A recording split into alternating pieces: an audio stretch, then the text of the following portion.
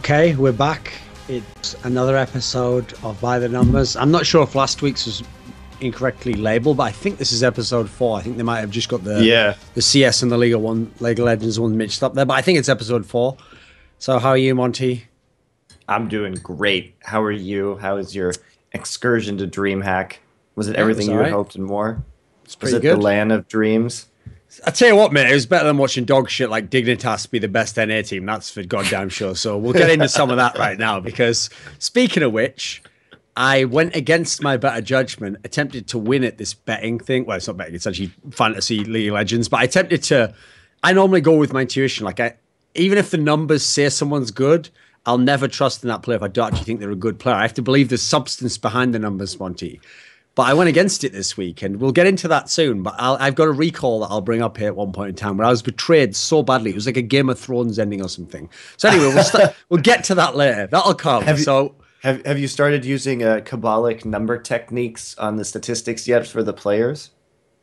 No, but my general approach is I'm sort of like one of those, I'm sort of like the Amish. Like, I actually refuse to believe in a certain level of science beyond my very basic amount that I know works. So all the like advanced stats, I don't believe any of those, Monty. So even if the numbers tell me like, no, this player's definitely not as good as you think he is, I'm like, I think he's pretty good. I think even though it says mathematically he's never gotten 30 points, that I'm gonna put a lot of salary into him this week and hope that he does get 35 points, even though again mathematically he never has. So we'll see. We'll see if eventually I'm forced to give up my Luddite ways, or whether I will in fact prove science is wrong and Jesus and cavemen and dinosaurs all existed at the same time.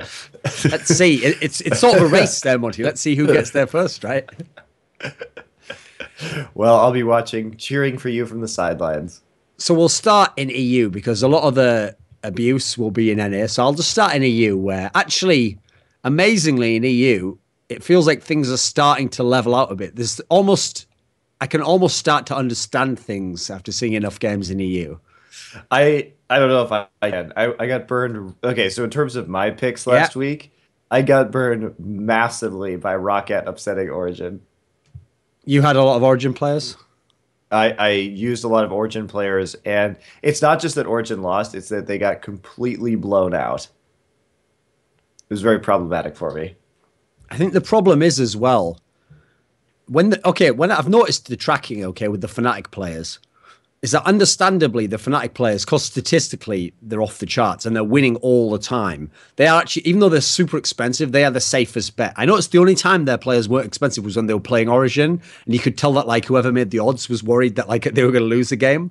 So aside from that, the difference is even though they're really expensive, they're worth the money. Now the Origin players, I actually haven't bet on them much, because that's the problem. If they lost a game, I couldn't be certain they were going to win every game. So once they got super pumped, like which ones did you go for? I'm assuming Niels. I'll my last week scores, so I can tell you exactly how badly I got wrecked. It wasn't pretty. Okay, so for example, I had a half will win where I had Peke, Niels, and Soaz. Yeah, that wasn't good. They got 19 points to get that Rocket loss.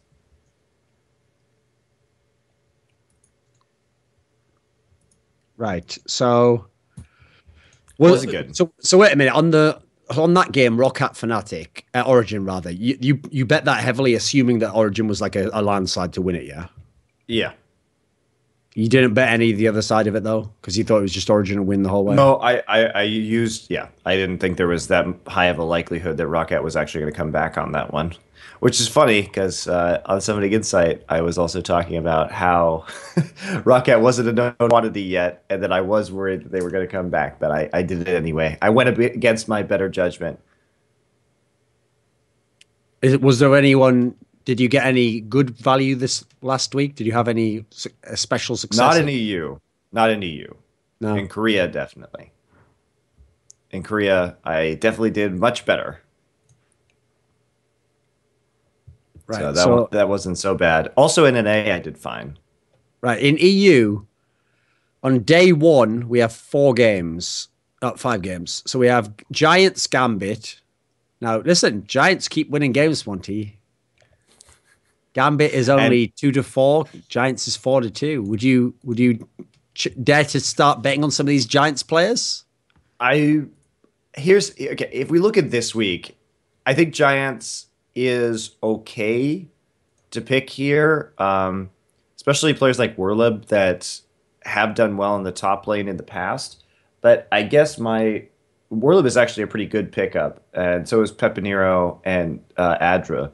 But these guys are all they're relatively cheap this time, and they should beat Gambit, one would think. But at the same time, we can look later in that same day, and there's H2K versus Copenhagen Wolves.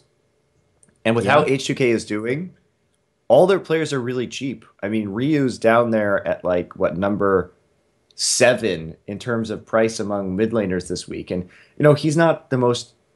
I mean, his stats when they're winning, he's 7th in points win ahead. So he's been really consistent, and also Hjarnan, who had a massive week last week, just huge. And it seems like H2K is getting better at playing around him, even though he was getting just a ridiculous amount of points. And he's number 2 overall in the league in terms of players when they're ahead. And considering they're very likely to beat Copenhagen Wolves, I think there's like a ton of value in H2K. So I think Giants is good. They're a good pickup this week if you think they can beat Gambit, which I do. But I just see such value in the H2K picks as well. So have you hopped entirely off the Copenhagen Wolves side of things? They just haven't been putting up points, Thorin. That's like that whole strategy of how every Copenhagen Wolves game was the shit show, and if you bet their side of it, then you get the most value. That didn't work out, Money. Actually, in their games, they're losing, they're getting dumpstered, mate. I know, because that's another area where I believed in you technocrats from the future, like you would rule us all with your advanced algorithms. Turns out it was bullshit. I knew they were all terrible. It's Copenhagen Wolves. I knew they only had one good player. I was vindicated after all, Monty. I don't have any winnings to prove otherwise, but all that matters is that everyone else was wrong. Okay. Fantastic. What other games that week? So let's have a look. The other games are Elements Rocket. That sounds like an even matchup at the moment. I think Rocket should clean up that one as well. The problem with picking Rocket is that it's not as I don't think it's as good of. I don't think that it's as guaranteed. I mean, Elements has obviously been doing very poorly. I don't think it's as guaranteed as H2K versus CW, which H2K comes in as a big favorite. But Rocket, after last week, if you look, every single player is the most expensive player at their position.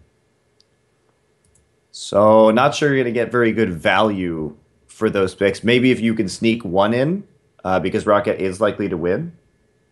Here's the problem, Monty. I've realized, I mean, keeping track of your strategy for how you bet, right? And I've realized something that's actually quite difficult. If you bet on the ones where, if you enter the contests rather, that are the ones where it's like only the top 10 sort of get like the decent money, and really you're trying to aim for first. The problem with that approach is that you kind of do have to, there's an element of luck involved as well. Essentially, like you have to use a calculated guess. So analysis would tell you stay away from the Origin Fnatic game, because who knows who's going to win that game. Could be crazy. But actually, since both of those teams are the sort of teams where if they win, they go absolutely ham on the stats, I'd say the other way. I'd say just pick one and bet super heavy on one side. Now listen, hey, that might turn out to be totally wrong, but I challenge you, Monty. Well, you could do that as well. I mean, I'd prefer to just bet on one and hope for a super stomp myself, and then you win the whole thing, man. Because you know why I say that? Because you win the whole thing with one entry. Do you want to know what little salty mother I am, right? This is mainly coming from the Counterstrike one, right? But in the Counterstrike one, there's so many times where I'm picking like the smart picks over and over. I'm even getting this sick value on the player that's going to do better than they've valued him at. And then I look, and it's right. All my picks worked out, Monty. I have like good stats from all of them. I have like one of my little subtle picks has come through with better value. And then you know what? Best case scenario, I'm like 11th. So I go and I check who's in first. I'm like, who is this guy? Who the hell is this guy? And when I check on the first, you know who it inevitably is every time, Monty? Some little, right, I guess the customers. Some little fellow who's not I don't consider him a sophisticated, intelligent individual who just happens to have flukily, for no good reason, picked a bunch of players that made no sense to pick, but just who at the luck of the draw happened to have one insane day that particular day. It's absolute Charlie and the Chocolate Factory getting that last golden ticket out of that last one that you had the money to buy. It's nonsense money. So I'm embracing the chaos. Chaos is a ladder, as my lookalike told me once, Monty. So rather than attempt to maneuver my way around, I'm just embracing the chaos. I've just given up all analytical principles, and I'm just going all in. Your way of doing things is much better for like the tournaments, right? They're not the tournaments that half will win. Yeah, that's actually those contests. I should really just do those. Yeah, because you can't have usually as many entries. You know, usually you can only have 1 or 2 entries in those contests, and then you're really just looking for the consistency, and then you double the entry fee if you go for that. Like that's where you really want the breadth of players across teams, because it doesn't matter whether you get number 1 or number 4, you get the same amount of winnings either way, and you just want that consistency in your picks, right? So then let me ask you this. So if you were entering a half will win, on the logic I said before, is it worth betting both sides, Origin and Fnatic, assuming that whichever side wins, you're going to get mega points, even if the other side doesn't get so many? What I would do is, because I think H2K has good value here, I'd probably pick up a couple of H2K players, maybe a Unicorns of Love player, someone that I think is going to do well, that is pretty good value. Well, they're all pretty expensive, actually, this week. And Power Evil isn't that bad. I guess he's not that bad.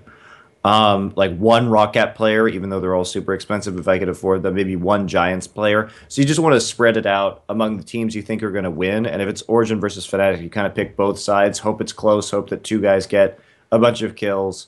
Because Origin Fnatic players are basically all right in the middle of the salary. Almost all of them. Yeah, but the thing is, because that one's hard to call, I would probably take only one player from each. Whereas if I was going to... Who'd you put your money on?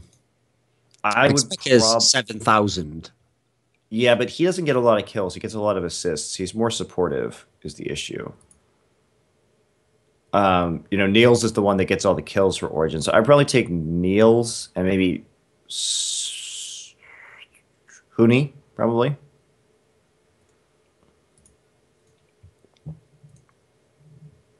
SK Unicorns of Love. Is there anything in that? SK is really cheap this week, is the one thing that gives me a bit of pause, because I don't think Unicorns of Love are that reliable. And the Unicorns of Love players are all pretty expensive, top 2, 3 salary in each of their roles in each of their positions. So I think maybe if I was in a tournament, maybe I'd go long on SK in one game and hope for the big upset because they're so cheap, and then balance that with something like Roccat or H2K players. The problem is Unicorns of Love players, their stats if they lose are pretty bad. Yeah, they're horrible. For a team with a pretty decent record, obviously. So the drop off there, unless you're certain they're going to win, it's not so great a bet on that. Okay, so for Copenhagen Wolves H2K, it's like okay, so Vardags is a great example. When Vardags is winning, he averages like 37 points a game almost, and he's 6th in the league overall. But the problem is his average points per game is only 16. So when he doesn't win, he looks absolutely terrible. So you have to be pretty confident that UOL is going to win, and I guess I'm not. SK isn't looking great, it's true, but I just don't see any level of consistency to UOL's performance. So when H2K plays Copenhagen Wolves, the guy who at the moment is like the guaranteed money is Hjarnan, actually, the AD carry. Yeah. I mean, he's not the most expensive player. He's only 7,900. I mean, he's only 600 more expensive than the least expensive AD carry. He has a 10 KDA. Yeah, and like I said, he's number 2 overall in the league when winning with 42 points a game in a game that he's really likely to win. So I think he's great value this week. I think a lot of the H2K guys are really good value. Ryu is really good value. Stats even in a loss. That's pretty good. Ryu is very consistent. Kasing. I'm not sure Kasing's worth that much. Especially when you can get Mithy, who's probably going to do okay even if he loses. All right, so that was day one. Day two, we have SK Roccat, H2K Giants, Copenhagen Wolves Fnatic, Gambit UOL, Orihen Elements. Which is the most obvious one jumping out to you here? This looks like a pretty hard one to pick for me. Like, a lot of them look quite one-sided. I mean, yeah. Obviously, you have to like Fnatic and Origin in the situation, but it looks like you're still going to get, on day two, it looks like you're still going to probably get some really good value out of H2K. Yeah. H2K is still relatively inexpensive, actually, and I think they're likely to beat Giants. In spite of Giants' record, Giants is like European Dignitas. They've overperformed right now. They're probably going to go down in the long run. And again, Roccat probably has pretty good odds versus SK, but they're just so expensive again. They're all third in terms of salary overall in their position, while H2K is much more reasonable. I think if you can get some H2K players and round out with Fnatic players, that'd be a very stable lineup. And Orihen player is obviously the most expensive here. Yeah, that's because, I mean, that game is probably going to be pretty one-sided. I actually think that Fnatic is a better value than Origin, because at least there's some hope for Elements, whereas Copenhagen Wolves has just been doing really poorly. Okay, so here's something interesting for you, Monty. A couple of positions, let me see, mid and top lane, Gambit Gaming's players are more expensive than Unicorns of Loves for this day. What are the stats men trying to tell us, Monty? What in God's name are they trying to tell us? I think that Unicorns of Love might be some very good value, but again, I find UOL very difficult to have faith in because of their inconsistency. I mean, they got absolutely wrecked by Origin last week. I think it's impossible to tell what they're going to do. Their playstyle doesn't lead to my faith in being able to predict their games, even against a team like Gambit Gaming that has been on the weaker side.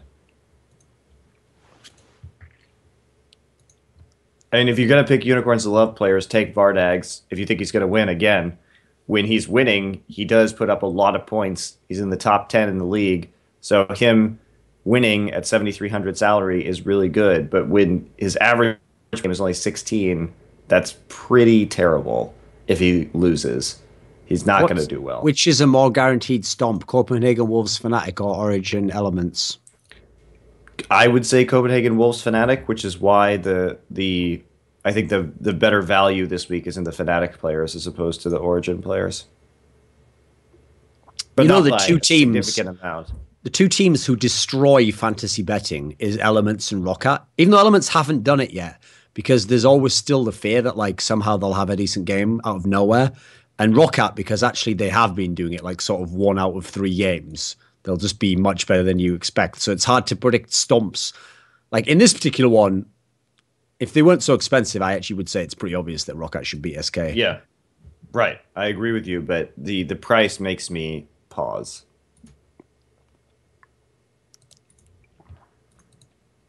When I have choices that are like not that much difference in terms of salary between the Fnatic and the Origin players and the players on Roccat. I mean, yeah, you could take a couple players on Roccat, and definitely I think that's a worthy way to go. But it still seems a little bit overpriced in my mind.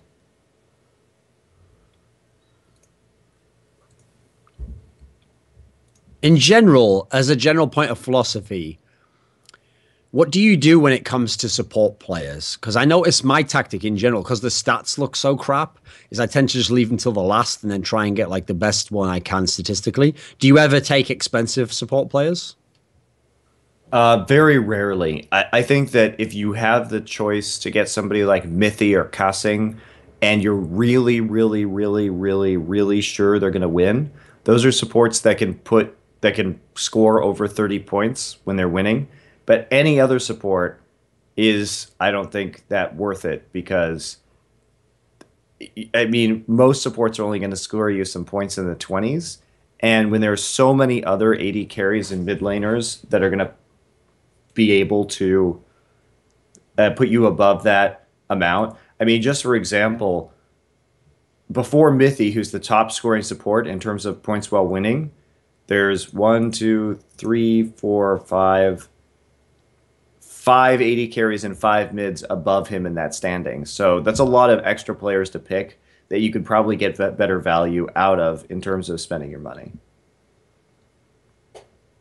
Can you pick out a support that's not super expensive, who's just a good gamble, like just a good one to fill your team out with? Like if he does go crazy and this team wins, then you have a decent chance of getting some upside. Vander. Oh, I guess Vander's expensive this week. The support for Giants actually isn't the worst. I mean, his team wins as well, so that's not bad. Yeah. He's quite cheap. Godfred is actually quite cheap. So if they can actually take out H2K, you might be doing okay. He also doesn't have a huge standard deviation, so he's going to do decently even when he loses. In general, after all that we've done, this is our 4th week. Is there someone who stands out to you as like the ultimate lock at the moment in Europe? Like if as long as his matchup's good, you're always going to bet on this guy. Is the one name who's actually emerged?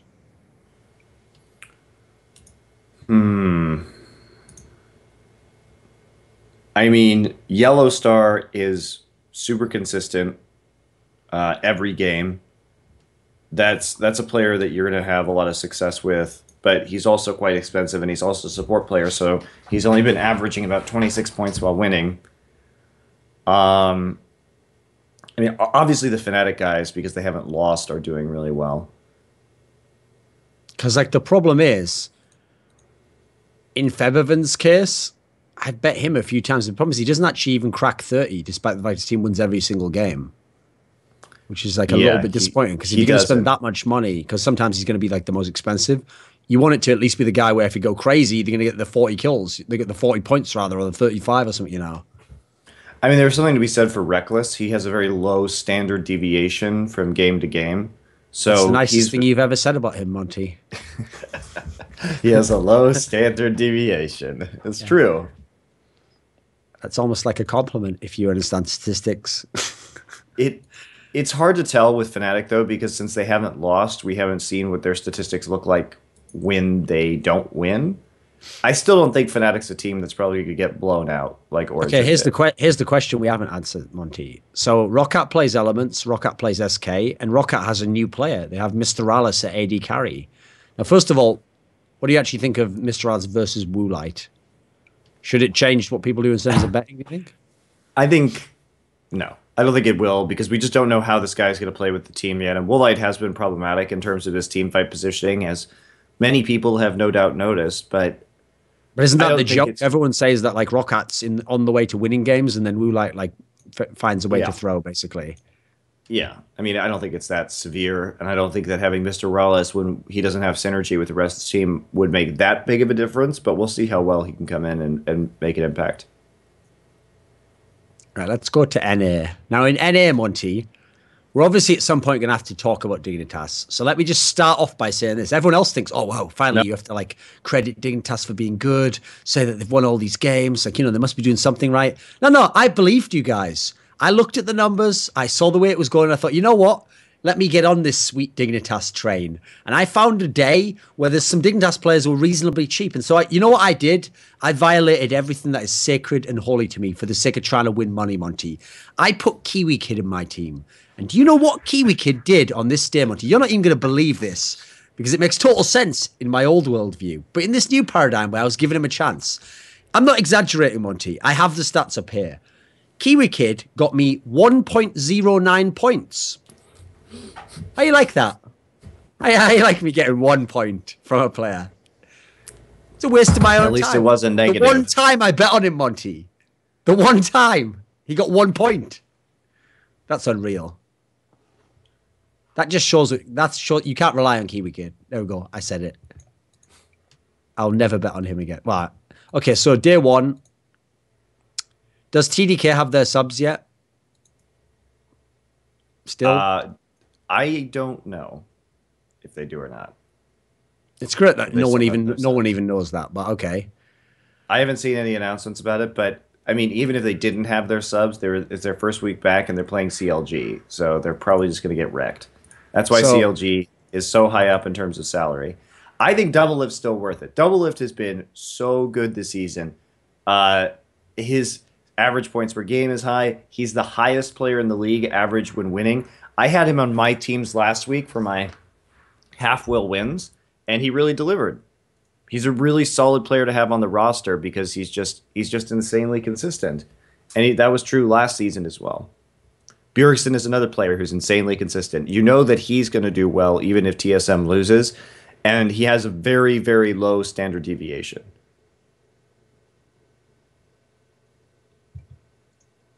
So in the first 5 games, the obvious stomp is CLG TDK, and then presumably Gravity Teammate. Those are the two stomps. Yeah, I would say that is true. Now we have 2 games that could be very exciting. Dignitas Tip, just because it seems no one can predict what Dignitas is going to do, and then Liquid TSM, obviously 2 of the better teams. Would you bet both sides of either of these 2? Absolutely, especially the Dignitas. I mean, here's the thing about Dignitas is that as much as I don't think they're going to win this game. I think Impulse is going to win this, but Dignitas is so freaking cheap. Core JJ is the cheapest AD carry. Shifter is the cheapest mid laner. Helios is the cheapest jungler. Gomsu is the cheapest top laner. And support Kiwi Kid is number 2 in terms of inexpensiveness, only to Smoothie/Baby from TDK. That means that TDK players in 4 out of 5 positions are more expensive. So you could get insane value here. So which ones are we looking at here? Presumably Core JJ. Core JJ, Shifter. I mean, in just statistically... I mean, the main reason, remember, why we're betting these is mainly just because they're cheap. Because the problem is, even in their wins, they're not actually getting the crazy numbers. Like, no one's getting the 40 points that is sort of that. Basically, if you get 40 points, you're one of the insane performers. No one at Dignitas gets that. They're all about 30 or less. Even though 42, their highest performing player in terms of average points in a win is Core JJ with 33.5.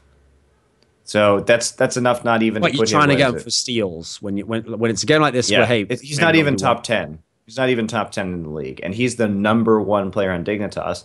Shifter only has a little bit over 30, so they're definitely not great fantasy picks. Even. I mean, you contrast that to Team Impulse. Apollo gets 34 points, is top 10. Team Impulse actually hasn't been that good either, even in points and wins.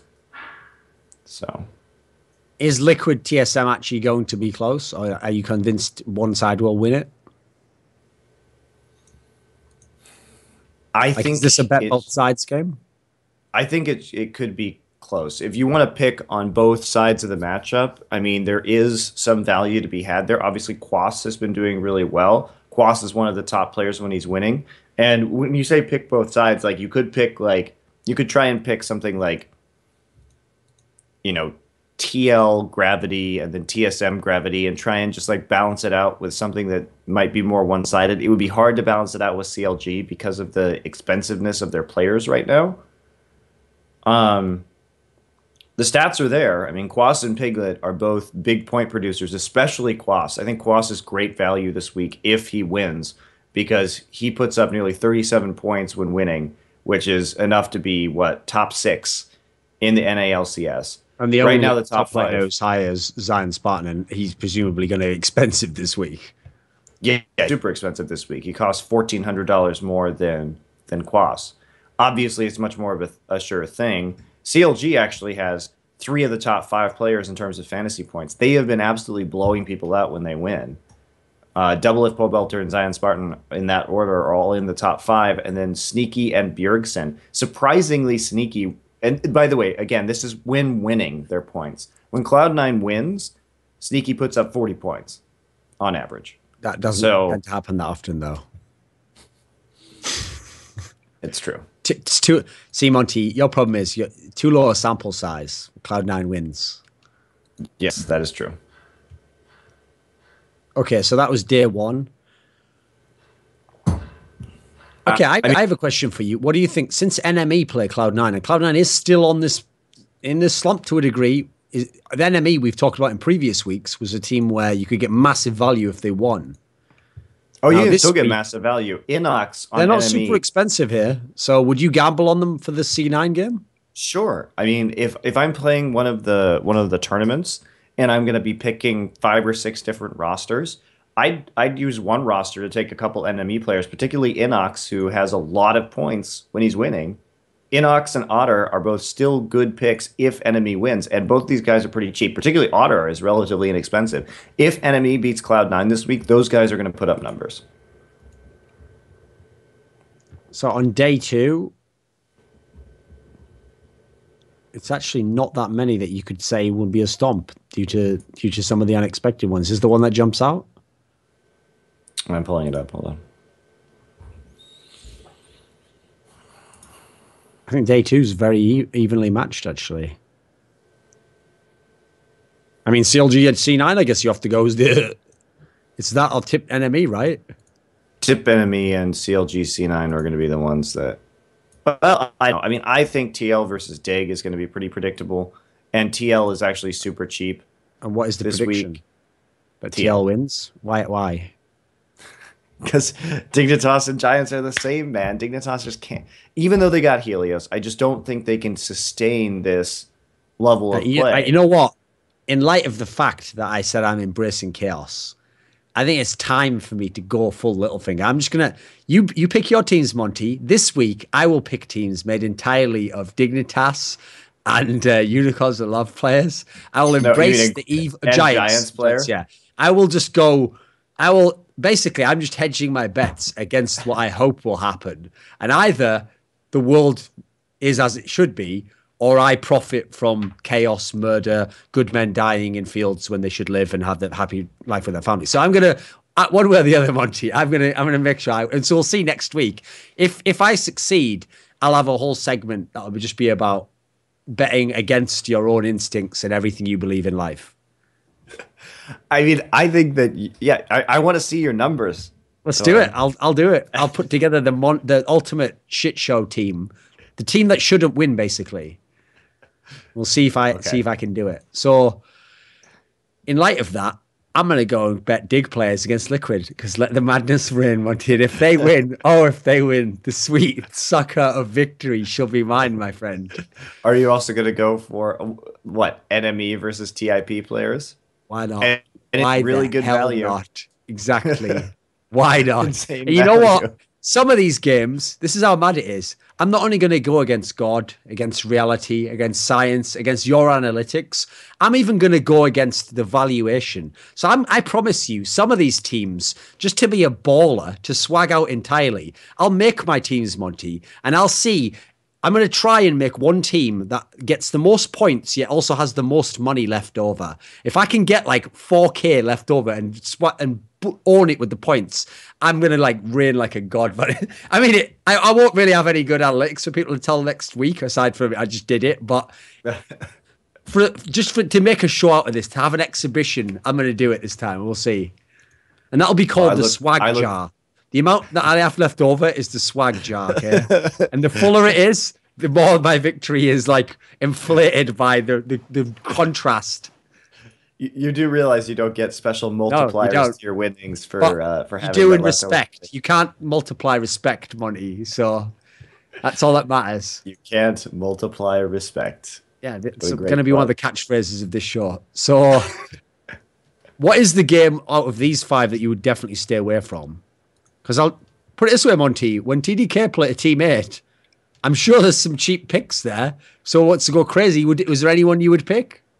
I mean, this is one where I think it is going to be such a shit show, and TDK and Team 8 are so cheap that you can pick a lot of TDK in a tournament. You can pick a lot of TDK players in one lineup, and then take another lineup and pick a lot of the Team 8 players, and then try and really just pick both sides of the matchup. And throw it to the wind in terms of the fate. It's where you cast everything to fate, to fortune. Like, isn't this the game where you go for Cali Trolls and you go for Nien and you just pray to I the mean, gods that they get you that near 30 points out of nowhere for nothing? T8 and TDK are both absolute trash when it comes to points. But if you want the picks, Nien and Cali Trolls Because, I mean, you are going to have to get some of these are the players. top Probably two get players expensive. on Team 8. Like, you're going to have to they're fill out at some point. So that's not a bad pick. Yeah, Nien and Cali Trolls, they don't put up many points, obviously, overall, but these are the guys who put up the most points on T8. And then as for TDK, you're actually looking at what Latman and Kez are number 1 and number 2 in terms of points. It's pretty grim. And obviously, you know, to me, they seem expensive because I'm going to be picking Gamsu and Core JJ and Shifters, my backbone of my team. I have to say, Monty, no matter how mad I pick my actual players, I'm not going to pick Dignitas as a team. Like, that would actually be a waste of money. Actually, I've got a question for you. When it comes to actually picking the team that you put, that's when I have a lot of problem with, because the teams are so close in terms of money that I'm often not sure as to what the best criteria is. What is your general philosophy on what to pick as the team at the end? Like, do you pick the team at the very end? I do. And sometimes I will downgrade team because I want to upgrade players. But generally, I try and pick the cheapest team that I think is going to win. Because in League of Legends, a win means that there's, for example, sure, a team may be able to get 3 Barons during a game, but that's very unlikely. And a winning team is still probably going to get 9. I mean, they have to get like 9 through 11 turrets. So a winning team is going to be pretty similar to any other winning team, just in terms of point value. And obviously, it's unlikely a team's going to come close to a big scoring player. I mean, they are almost half as much, but yeah, it is unlikely. I agree. They just don't put up as many points as players do, so there's not so much value there. So in this case, like, I mean, I'd probably you want a team with good objective control. So I guess that maybe this time I'd take like TSM. Perhaps. Are there any NA players who, like myself, you were going maybe you were being influenced a bit by the quality that you see with your eyes, the qualitative view of the game? Is there any NA players so far that you've bet on previously that you've kind of shied away from now? Like, maybe, even though I think that player's good, he doesn't bring the numbers. Let me look at who did well for me last week. I mean, Double did really well for me, and that's definitely a consideration because he's just such a ridiculously consistent player that I used Double in I played a bunch of like half full wins last week, and Double put up nearly 50 points in one game on day 1 of the NALCS. And then I had Piglet, Lustboy, Santorin, Xiaowei Zhao, and Zion Spartan. So I had 2 CLG players with CLG, the team. 2 CLG players who have been doing very well in wins. Obviously, TSM didn't do that well, but that was balanced out by the fact that I had Xiaowei Zhao and Piglet as well. So I mean, I'll just screenshot this. When you're making teams, well, let's say you make the first 4 or 5 players, okay? If at the end, the salary you've got left means you'd have to take someone who's like the absolute worst, the absolute cheapest, do you downgrade one of the other players to get a better player there? Do you just take a total crap player knowing he won't get you any points, but the others are all really good? What's your general philosophy on that position where you get to the last guy? It just really depends on whether or not I think they're going to win and how the team operates, how they play. If the person that I'm downgrading for to get a better player in is like the focal point of a team, whether they're like an AD or mid focused or top lane focused team, I think you can. It's a tough call. I just say that's case by case. I don't know if I don't really have a hard and fast rule. At the end, there's no way you can pick people you know are going to win. Yeah, it get a little dicey. All right, let's go over to Korea now. Now, over in Korea, we've already had games. Well, I'm going to get some screenshots in there. So let's before we go to Korea, I just want to talk about stuff real quick because I brought a couple of screenshots up just to discuss them. This is another instance of the half will win. So this is a different kind of strategy that I use to pick players where I'm just going for that big consistency, right? So in this case, I put a lot of value onto Faker because Faker has been performing just out of his goddamn mind recently. Yeah. His GPM is so high, and GPM is a stat that translates to fantasy very well because that means you're farming really well and you're getting a lot of kills. So the gold that you're making in the game is reflected directly in terms of fantasy points because it's the same kind of statistic, basically. Well, you get the gold from your team also, but from tower kills and whatnot. So Faker's a really easy pick because he's having such an amazing season so far. And he's super consistent is the other thing about it. So that's why, again, this is not me going for the maximum amount of points. This is me just trying to cover all my bases. Okay. And make sure that I'm in the upper half. So in that instance too, Nagne... So this is purely for the half will wins, yeah? Yes. Okay. KT is a team that puts up a lot of points when they win. So there's that to consider as well. Remember, Arrow is still number 1 in terms of points when winning in Korea, and some days number 3, and Nagne's number 5. So if you think KT's going to win, they're a team that goes absolutely ham on people when they win. So Nagne got a lot of points this time around. The Tigers have been getting better, so I picked a couple of their players, and because Gorilla and Prey are more or less the kind of focus of the Coup Tigers, that's who I kind of wanted to go with here. And then Najin was going to be good value this last week. How'd that work out for you, buddy? Well, actually, not too bad. It wasn't so much about Duke and Watch, unfortunately. Remember, again, I keep saying this, but Goong racks up the kills. He's still number 1 in overall kills in Korea. So anytime you can get Goong for value and you think Najin's going to win, that's a pretty safe one. The other added benefit to picking Faker is that you don't always know you're picking Faker, but Easy Hoon only has a couple of points less in losses and yet has a bunch more points in wins. So sometimes for free, you just get extra points for no reason. Yeah, Easy Hoon is also good because the games with Easy Hoon are longer than those with Faker. Faker's points and wins are not that... I mean, he's not that great. He's only got 32 points in a win on average. But he has standard deviation is very low, and Easy Hoon, again, his games just tend to be longer, so you can get some really good. I mean, it helps that Faker barely loses as well, Monty. So I'm sure the actual reason that number's so low is he has like 1 or something. I'm sure. Yeah. Right. So on this day, which is actually today for you, SKT plays IM and Anarchy plays Samsung. Now, you must be all over the Anarchy Samsung one, right?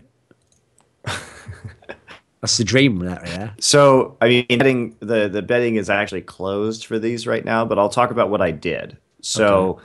I mean, we can discuss what I already did for these contests and kind of how I'm doing in the middle of it. So, for example, I'm in 1 half will win right now. I didn't put it heavily into CJ because I wasn't sure that they were going to come out on top. So in terms of my half will win, I only have 2 players left. I took Faker and Bengi that haven't played, but Prey went absolutely nuts yesterday. He had over 100 points across 2 games. So that was really good.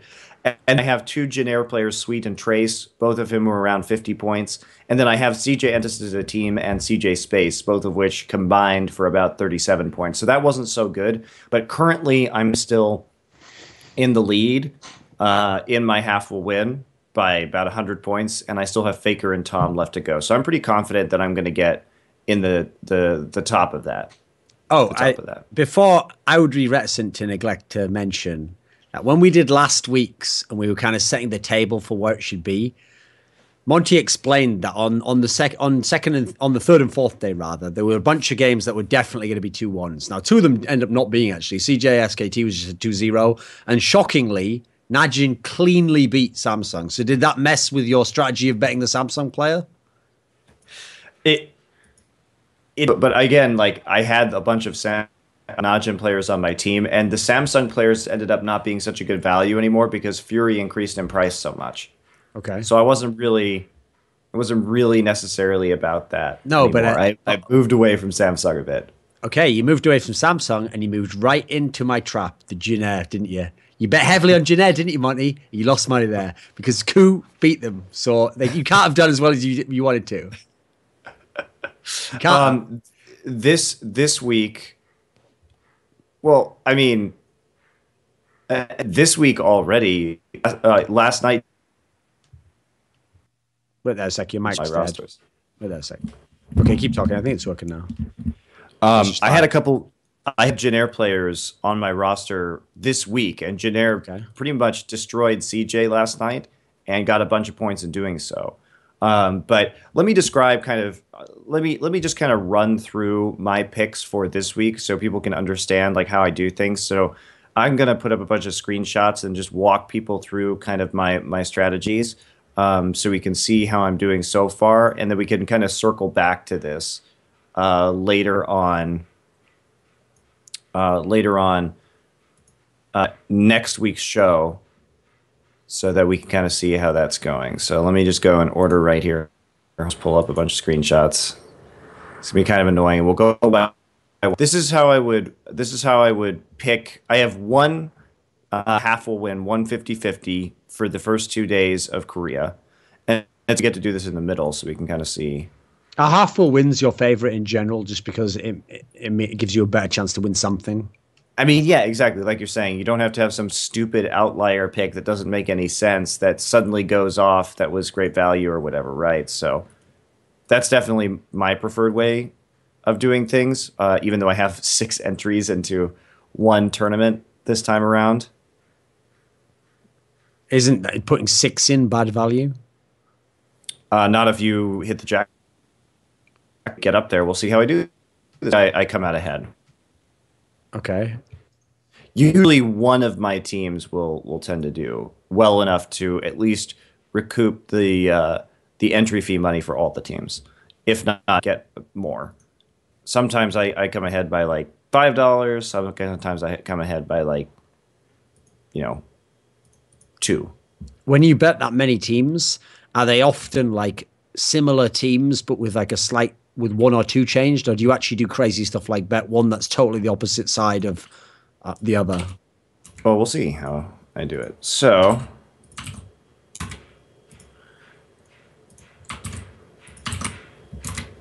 I'm just going to pull a bunch of them up. I mean, do remember, I don't control these, so you have to check the screen to see if they get brought up, my friend. I will. So let's just start in order here and go through them so we can actually talk about why I'm doing what I'm doing. So these are ranked in order of the points that they have made so far. So this one will be matches that have already finished. So basically my strategy this week, as you'll see going through, was I took a look at day 1 and day 2 of Korea, and I said, okay, what are the matches? I need to look for those games in this tournament that are likely to go to 3 sets. So what I did was I have some teams that are like, because Jin and CJ, I thought that was going to be likely to go to 3 sets. So what I did was I have like, and Samsung Anarchy, I also thought was likely to go to 3 sets. So in this tournament, what I did was I have some teams that are like Jin Anarchy, or Jin Samsung, and then I had CJ Anarchy, CJ Samsung to cover both sides.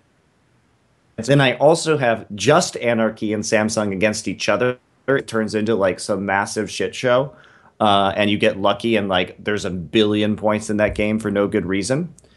And then I was obviously very confident that Ku was going to just body Spenu, which is exactly what happened. So let's take a look at this first roster. So this is Jin Air. I picked Sweet, Captain Jack, and Trace, as well as the team. And Jack obviously did very well yesterday. They 2-0'd CJ. They looked very strong. I got Prey as my flex because I thought he put up a lot of points in a clean 2-0, which really, really, I mean, he put up a ridiculous amount of points. And then I'm still waiting on Anarchy. And I picked Mickey and Lyra from Anarchy because they tend to be the focus of their teams. And in fact, when Anarchy wins a game, Mickey is number 6 overall in Korea in terms of points while winning. So if Anarchy beats Samsung, this is going to be this is going to give me a million billion points. And even is already number 6 overall in the tournament. So if this were to end right now, this lineup would win $30. Which player did you say there? Mickey. Who did you say is number 6 overall? No, this lineup is number 6 overall in the tournament. 6, and okay. Mickey is number 6 overall in terms of points while winning. So if Anarchy is going to beat Samsung, Mickey is likely to put up a lot of points. Lyra is also a good jungle pick. He's top 5 in junglers in terms of points when winning. So there you go. I noticed nearly all these teams have Jin Air players in, just because that was the lock. Well, no. Some of them are the going to have 3-gamer. Okay. Yeah, they should be 2 or 3 that have Jin Air, and then 2 or 3 that have CJ players in them, because I went for both of the matchups. So if we take a look at this one, this is one where I went for both sides of Jin Air versus CJ, so all the matches are done. This one probably isn't good. This one's probably going to fall off pretty hard because I don't have any more points to get as the rest of the week unfolds, and it wasn't a 3-game series. So this is currently number 9, but this probably won't win anything in the end just because we still have 2 more best of series. But this kind of shows how you want to, like, my strategies for getting points. So we can go on to the next one.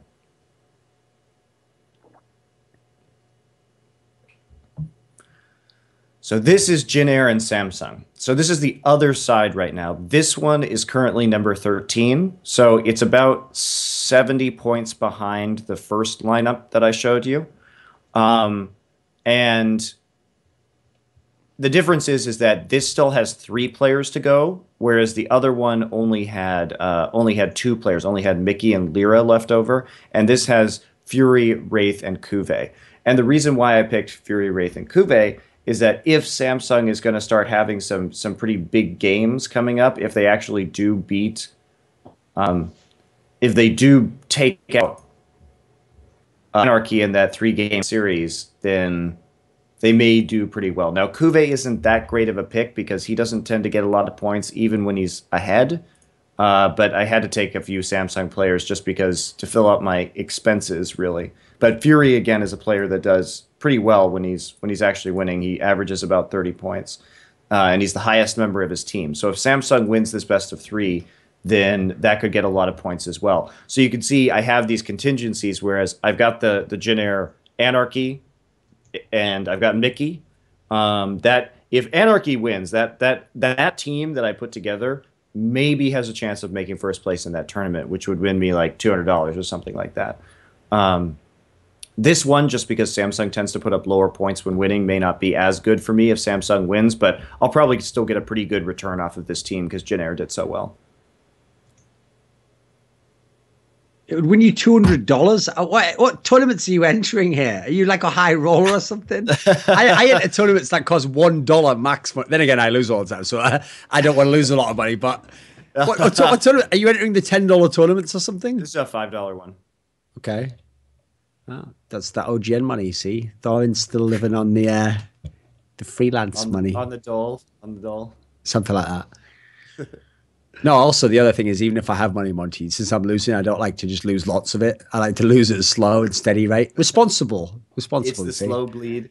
Exactly. But here's the thing, is that in a lot of events, I have been coming out ahead because it's just, if you make enough of these style, I mean, we'll see how I do this week. We'll revisit this, but if you make enough of these style of picks and diversify your teams in these tournaments enough, then one of them, if you're smart about which games are going to go to 3 games and which teams are going to stomp, you can actually come out ahead slightly at the very least.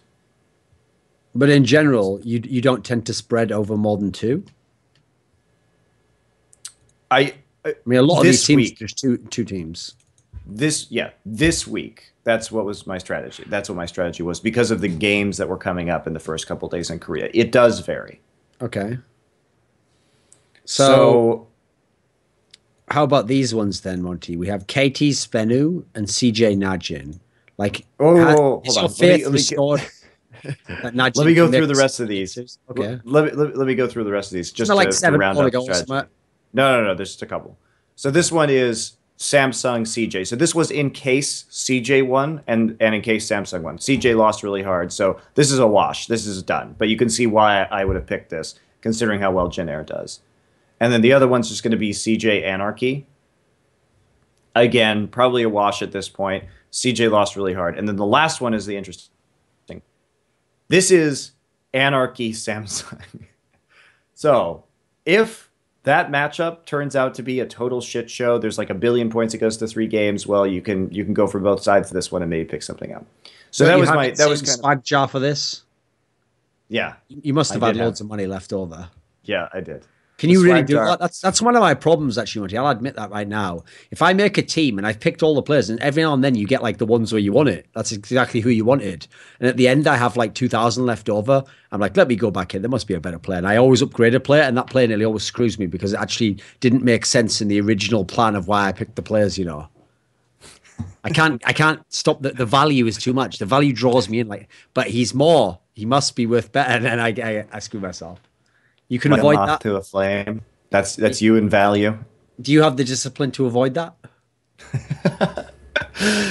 I mean, I got this week CJ Jin Air. I was a little bit drawn in, but it went okay. Okay, so on the games that are the next two after that, is KT Spenu a 2-0? We're talking about day 3 and 4. Yeah. I would assume so. I think this is where you bet Nagne heavily, you bet Arrow heavily. Arrow, when winning, is the #1 pick in this league. If you can shoehorn Arrow, he's actually under 10 grand in this matchup. Arrow he averages 44 points when winning. So I think you can expect him to get somewhere in the 80 to 100 point range, even over 2 games. So as a flex pick or as a way to round out your roster, I think that Arrow is very good. Someday is also a very good pick. He's #3 overall when winning. So these are good ways to fill out your roster, I think. When CJ plays Najin, obviously on one side it's Najin, so it's hard to guess, but would you assume this will be another 3-game for CJ? Is this a good one to bet CJ players in? CJ has not been looking good. They looked absolutely shit yesterday against Jin Air. So then, yeah, 3 games. Let's go. Load up. So are you going to bet the Najin players then? Najin's good value right now, man. That's the thing, is that Goong isn't that expensive, but Goong is still top 10 when winning. Najin isn't the most spectacular team in terms of points. Coco is #2 in the league overall when CJ wins, and in fact, Coco is really the focal point of CJ. So if you think CJ is going to win, Coco is definitely the guy you want to go for. He puts up a lot of points, in their victories. So Coco and Goong here. I think I would probably do what I did when I was showing off how I was playing in the tournaments just a minute ago. I'd probably go both ways on CJ versus Najin and try and round out with like KT or Ku players. Or you go CJ because there's also Samsung IM. And so you would go like CJ Samsung, CJ IM, Najin Samsung, Najin IM, and try and play both sides of that 3-game matchup. But I think you have to one thing that I think you have to go for, just like in one of my little compositions right there, I put Prey in. I slid him in because I thought he was going to do really well against Spenu. You have to believe that Arrow is just going to go nuts on Spenu. Like, the value of that pick alone is probably going to be crazy. Even though he's expensive, he puts up so many points. So on the last 2, is the assumption that Ku wrecks Anarchy and that Samsung IM's a shit show? Yes. So which IM players do you feel at the moment? In terms of IM players, Frozen is going to be a very good pickup. I think, in that matchup. He's not that expensive either. He's only 7,200, and he is the highest scoring player on IM when they win. And actually, the crazy thing about Frozen is he loses a lot, but he has a very low standard deviation. So he's actually pretty consistent. So Frozen is pretty solid. From Incredible Miracle, yeah. Ignar actually, Ignar's pretty. He's actually pretty good for a support overall. Ignar is one of those weird players where you might actually want to pick him in that because he gets more points than average for like a lower tier support, and he's only 6,800. So those are the kind of guys I would go for really from Incredible Miracle. I think Frozen is good value. Ignar is good value as a support. And so in light of the fact that Ku's playing Anarchy, does the Anarchy side of the matchup add anything different to who you'd pick from Ku? Like, would you still pick Prey here? Yeah. I think I'd be less likely to pick Kuro just because that's the strong point of Anarchy is their mid lane. So you have to be somewhat worried about that. Interestingly, something that might be surprising to a lot of people, Ku isn't the best fantasy team, although that will change after this last week because Prey just went absolutely nuts on people. So considering Prey before this week was averaging 27 points well ahead, and he was averaging over 50 points this week already per game, that's going to drive him way up. Interestingly, if they run Hojin is actually the top player on Ku when they're winning at nearly 33 points a game, and he's third overall in the jungle. So when Ku wins, Hojin tends to do super well. And then after that, it's Kuro and Smeb. So interestingly enough, in terms of the jungle pick, I mean, Hojin's really expensive this week because he is very likely to win. But he's also been traditionally the best way to get points off of this team. Now, that said, I still like Prey here. Okay, is that everything for this week? I feel like it is. Yeah. See, I feel like I'm tired now and I want to go to sleep. But when I sleep, perhaps I'll dream of winning big in Fantasy League of Legends. If you also dream of winning big in Fantasy League of Legends, then the place to do so would probably be alphadraft.com. And there will be links in the VOD thing below if you're watching as VOD. If you're not, then just go to alphadraft.com. Goodbye.